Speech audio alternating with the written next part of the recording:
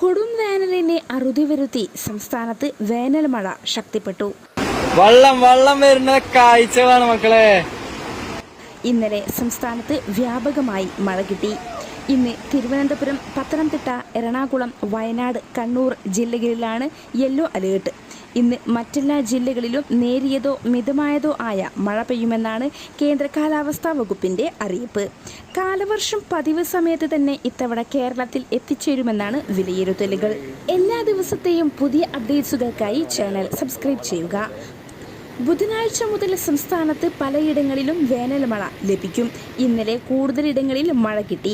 പത്തനംതിട്ടയിലെ തിരുവല്ല, തിരുവനന്തപുരത്തെ പെരിങ്ങമല, എറണാകുളത്തെ കീരാമ്പാറ, കണ്ണൂരിലെ പന്നിയൂർ, ഇടുക്കിയിലെ പാമ്പാടുംപാറ തുടങ്ങി പല പ്രദേശങ്ങളിലും ഇന്നലെ മഴ ശക്തിപ്പെട്ടു. വെള്ളിയാഴ്ച വരെ മഴ തുടർന്നേക്കും. ഇടിമിന്നലിനും സാധ്യതയുണ്ട്. മഴ മെച്ചപ്പെട്ടതോടെ മിക്കയിടത്തും ഉയർന്ന താപനിലയിൽ കുറവുണ്ട്.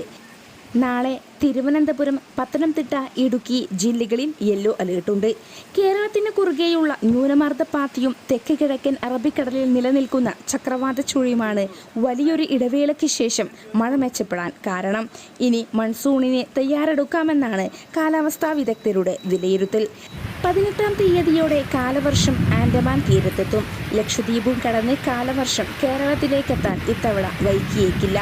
സാധാരണ ജൂൺ 1-ന് തുടങ്ങുന്ന കാലവർഷം 8 ദിവസം വൈകിയാണ് കഴിഞ്ഞ വർഷം കേരളത്തിൽ തുടങ്ങിയത്. 34% കുറവ് മഴയാണ് 2023-ൽ കിട്ടിയത്. എൽ നിനോ കഴിഞ്ഞു വരുന്ന വർഷങ്ങളിൽ മൺസൂൺ സമയത്ത് കേരളത്തിൽ കൂടുതൽ മഴ കിട്ടാറുണ്ട്. ഇത്തവണയും അതിവർഷ സാധ്യതകൾക്ക് കരുതിയിരിക്കണമെന്നാണ് മുന്നറിയിപ്പുകൾ.